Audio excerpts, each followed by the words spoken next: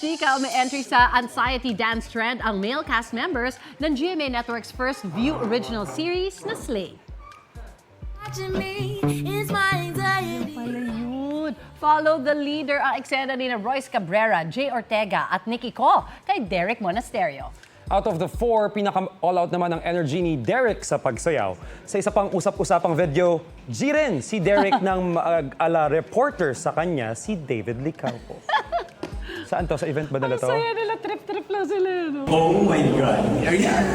This is directed May pa-reaction na, oh my God. Directed by Director Osmar Puente and shoots ka na. Thank you, David. Inagawan mo ako ng trabaho. Walang mga sumigaw doon lumabas.